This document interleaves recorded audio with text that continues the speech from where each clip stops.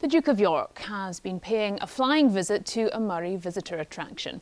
Prince Andrew touched down at the Morayvia Aviation Museum this evening to present them with a prestigious award. Well, Nicola McCally is live in Lossiemouth for us tonight. Nicola.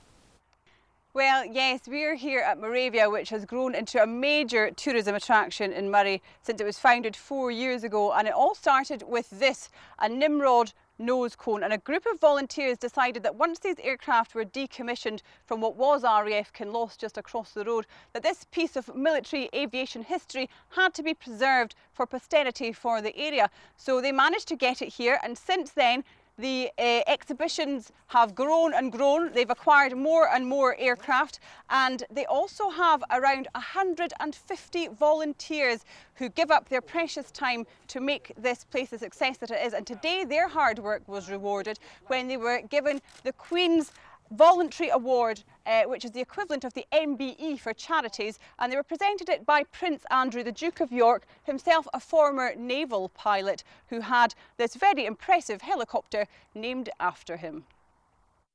He's really taken this on board, very supportive, and this helicopter we attribute for his keenness in helping and supporting Morayvia. To have a second visit in less than a year from him is very unique, and even at the garden party when we asked if we would name the helicopter after him, he was very, very touched and proud of that. Well, the place really couldn't operate without its volunteers, and they range in ages from 8 to 80 years old. Many of them have military experience themselves, and they're absolutely delighted with this award. This is our third year here, and it's just seems to be going on and on. With the helicopter being based here and everything, yeah. and the Nimrod and that, yeah. I think we had people from Lucas drive up for one day just to come to see us. The guy flew up from Gatwick on Sunday. We had someone from Gatwick come up just to fly up here for the day to see, and they was going back this morning, I think. The connection with the local area is huge. Everybody knows somebody that has been involved with the RAF at some point.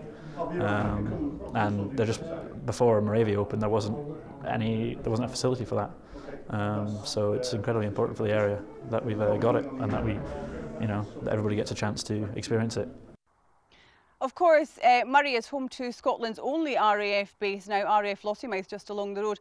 Prince Andrew touched upon that today while he was here, mentioning that the maritime reconnaissance aircraft, the P8, the Poseidon 8, are going to be based there in 2020, and he was talking about that, and the volunteers here are absolutely delighted that that's going to be happening too.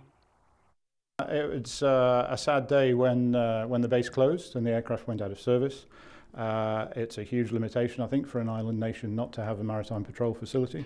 So to get a new one like that, and to have people who used to work, I used to work with, in fact, already training on it is very exciting. So at least we'll have some tie over.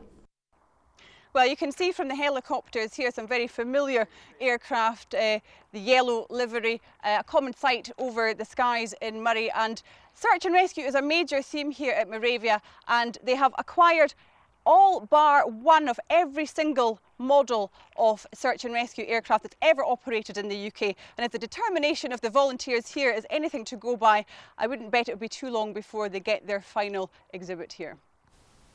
Indeed. Nicola from Kinloss, thank you very much indeed.